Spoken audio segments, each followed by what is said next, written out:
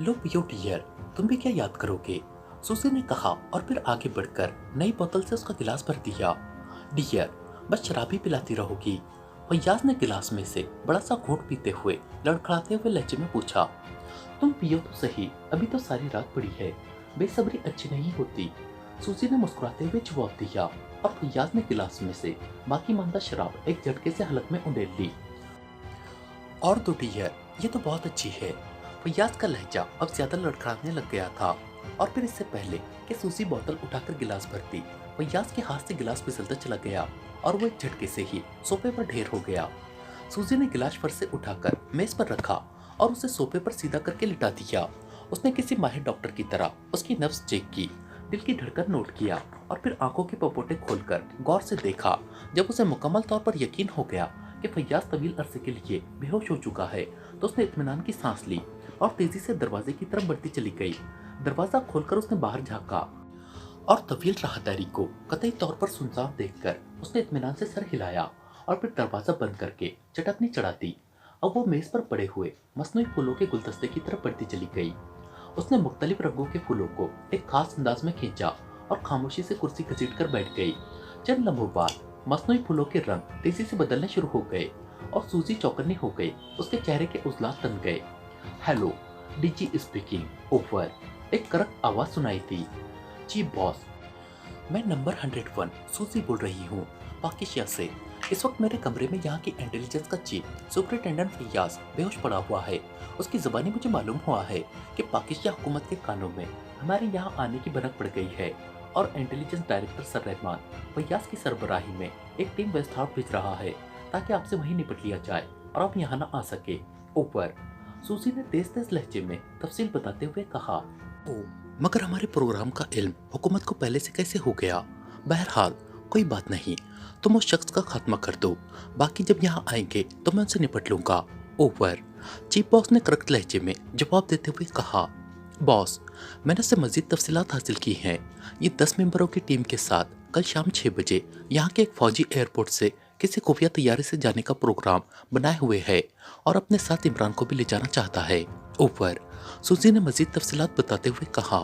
ओ, मगर ऐसी बात है तो फिर इसे हलाक मत करो। ऐसा करो, इसके बाजू में 911 फिट कर दो और ट्रांसमिट सेट से इसकी नकल व हरकत चेक करती रहो। जब ये इमरान और अपने साथियों समेत तैयारे में सवार हो और तैयारा फिजा में उड़ जाए तो 911 को बस्ट कर दो। ये सब लोग तैयारी समेत ही खत्म हो जाएंगे। ओवर, चीफ बॉस ने उसे नई हिदायत देते हुए कहा। ठीक है बॉस, ऐसा ही होगा। ओवर, सूजी ने मुस्कुराते हुए जवाब दिया, क्योंकि चीफ बॉस की यह हिदायत सूजी की फितरत के ऐन मुताबिक थी। सफाकी ही उसकी फितरत थी।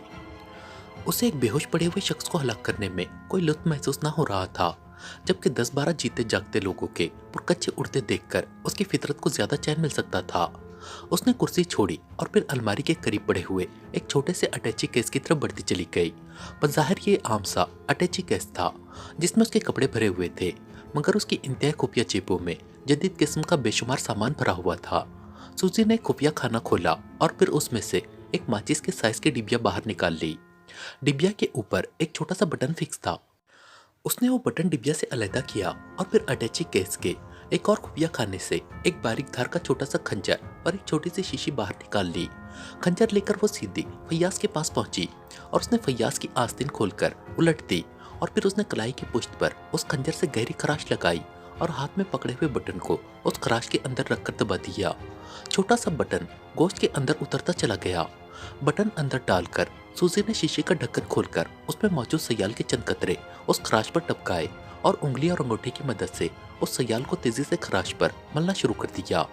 तकरीबन 5 मिनट तक उसका अंगूठा तेजी से हरकत करता रहा और फिर जब उसने अंगूठा हटाया तो वहां खराश का नामो निशान तक मौजूद न था। यूं लगता था जैसे वहां कभी खराश आई ही ना हो। सूजी ने इत्मीनान की तवील सांस लेते हुए डिबिया को अलमारी के एक खाने में रखा और लिबास बदलकर अपने बिस्तर पर लेट गई।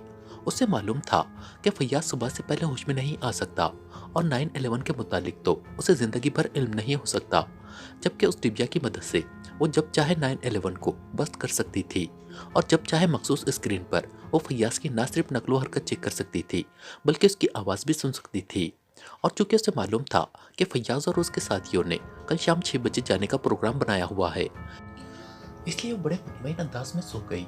उसने बिस्तर की साइड दराज खोलकर एक शीशी निकाली और उसमें से 2 ख्वाब आवर गोलियां निकालकर हलक में डाल ली और चंद लम्हों बाद ही उसकी आंखें भारी होने लग गई और वो गहरी नींद में गर्क हो गई।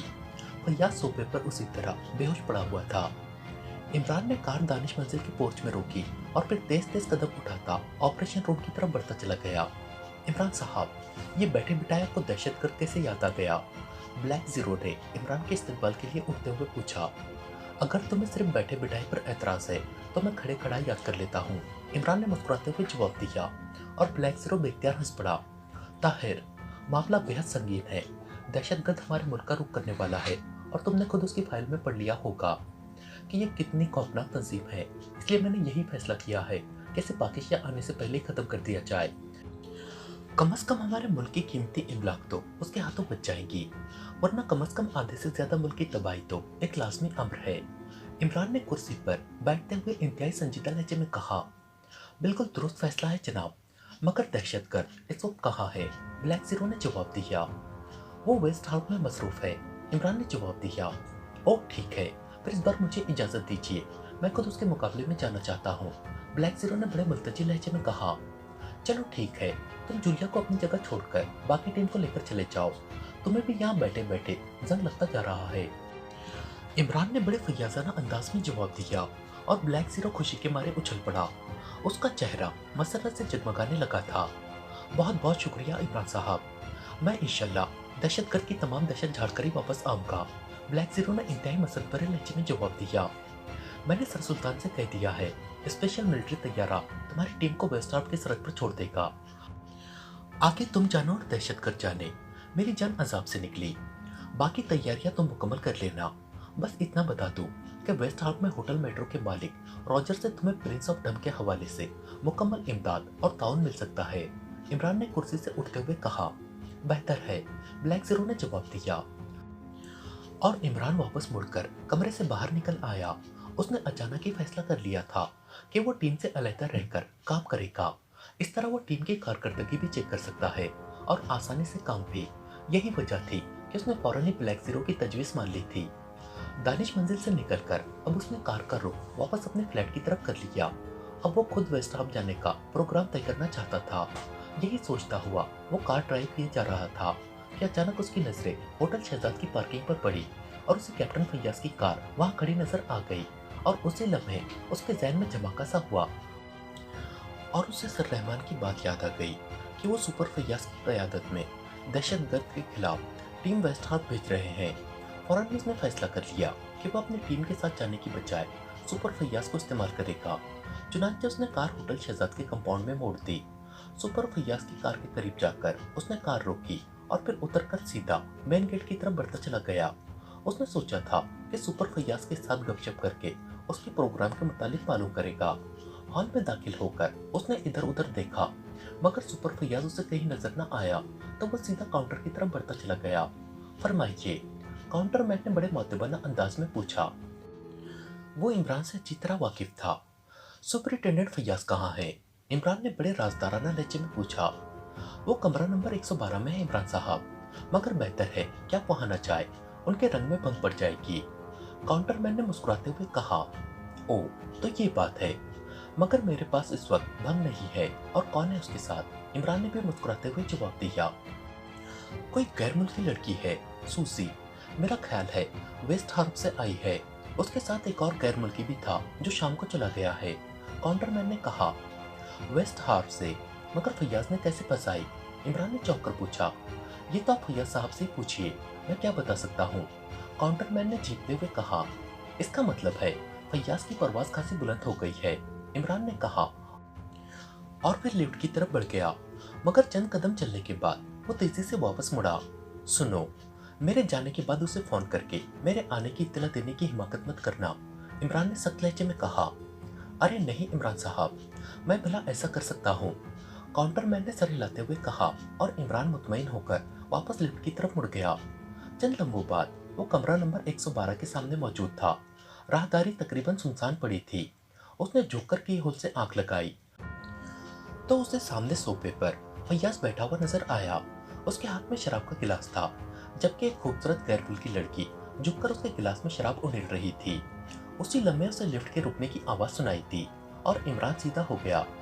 वेस्ट हार और गैर मुल्की लड़की की वजह से वो चौंक गया था। उसकी छठी हिस्स कह रही थी कि मामला कुछ गड़बड़ है, क्योंकि उसे मालूम था कि गैर मुल्की लड़कियां इतनी आसानी से फैयाज जैसे आदमियों के हत्थे नहीं चढ़ सकती जब तक उन्हें कोई मखसूस लालच ना हो। यही सोचकर वो कमरा नंबर 9 की तरफ बढ़ा और दूसरे लम्हे वो चौंक पड़ा, क्योंकि दरवाजे के लॉक में चाबी मौजूद थी और उसके साथ नंबर कार्ड लटक रहा था। इमरान समझ गया कि यह कमरा खाली हो चुका है। उसने इत्मीनान से चाबी घुमाई और फिर दरवाजा खोलकर अंदर दाखिल हो गया। अंदर से दरवाजा बंद करके वो सीधा उस दरमियानी रोशनदान की तरफ बढ़ा जो दोनों कमरों की दरमियानी दीवार में बनाया गया था। रोशनदान खासी ऊंचाई पर छत के बिल्कुल करीब था, इसलिए वहां तक पहुंचना भी एक टेढ़ा मसला था। मगर इमरान ऐसे टेढ़े मसलों को हल करने का माहिर था, इसलिए उसने बड़ी फुर्ती से दरवाजे पर पड़ा हुआ पर्दा उतारा और उसको फाड़कर पट्टियों की सूरत में तब्दील करने में मसरूफ हो गया। जल्द ही पूरा पर्दा लंबी लंबी पट्टियों की सूरत में तब्दील हो चुका था। उसने तेजी से उन पट्टियों को आपस में गांठें देकर जोड़ा और फिर उसने कोट की अंदरूनी जेब से प्लास्टिक की एक छोटी मगर पतली सी पट्टी निकाली और उसे दरमियान से बिल्कुल अलहदा करके उन दोनों का एक एक सिरा उस तवील रस्सी के दोनों सिरों पर जमा दिया। उस प्लास्टिक की पट्टी पर एक बारीक कागज की तह लगी हुई थी। उसने चुटकी से वो कागज उतार दिया और जब पर्दे की पट्टी का सिरा उस प्लास्टिक की तह के सिरे से जोड़ा तो वो यूं उससे चिपक गई कि झटका मारने के बावजूद ना उखड़ी। इमरान ने इंतहाई फुर्ती से वो प्लास्टिक पट्टी को रोशनदान की तरफ उछाल दिया और प्लास्टिक की पट्टी रोशनदान के करीब दीवार के साथ टकराकर चिपक गई। इमरान ने पूरी कुव्वत से रस्सी को झटका दिया, मगर उस प्लास्टिक की पट्टी पर न जाने कौन सा मादा लगा हुआ था कि इंतहाई कुव्वत से झटका देने के बावजूद वो दीवार से यूं चिपकी रही जैसे दीवार का एक हिस्सा हो। दूसरी पट्टी को भी उसने इस तरह रोशनदान के दूसरी तरफ चिपका दिया और फिर रस्सी के दोनों सिरों को पकड़कर वो तेजी से दीवार पर चढ़ता चला गया।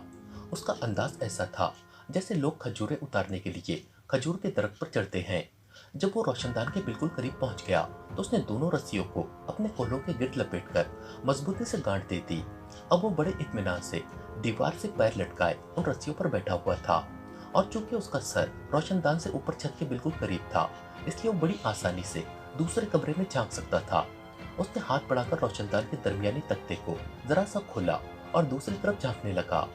दूसरे लम्हे वो ये देखकर चौंक पड़ा कि फैयाज सोफे पर बेहोशी के आलम में पड़ा हुआ था, जबकि वो गैर मुल्की लड़की एक मेज के सामने कुर्सी पर बैठी हुई मेज पर रखे मसनूई फूलों की गुलदान को घूर रही थी।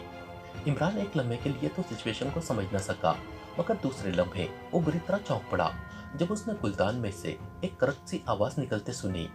Hello, DG speaking over. करक आवाज में कहा गया। जी बॉस, मैं नंबर 101 सूजी बोल रही हूँ पाकिस्तान से। गैर मुल्की लड़की ने तफसील बतानी शुरू कर दी और जब इमरान ने सारी गुफ्तगू सुनी तो कुदरत के इस इत्तेफाक पर दंग रह गया कि वो किस तरह अचानक दहशतगर्द के एक रुकन से टकरा गया है। वो बड़ी खामोशी से रोशनदान के करीब बैठा उन दोनों के दरमियान होने वाली बातें सुनता रहा और फिर गुफ्तगू के खात्मे पर उसने सूजी को फैयाज की कलाई में 911 फिट करते और उस पर ट्रांसमीटर रखते देखा। जब सूजी इन सब कामों से फारिग हो गई और उसने लिबास बदलकर ख्वाब आवर कुलिया खा ली तो इमरान बड़े इत्मीनान से नीचे उतर आया। उसने गांठ खोलती थी, इसलिए रस्सियों के दोनों सिरे उसके हाथों में थे।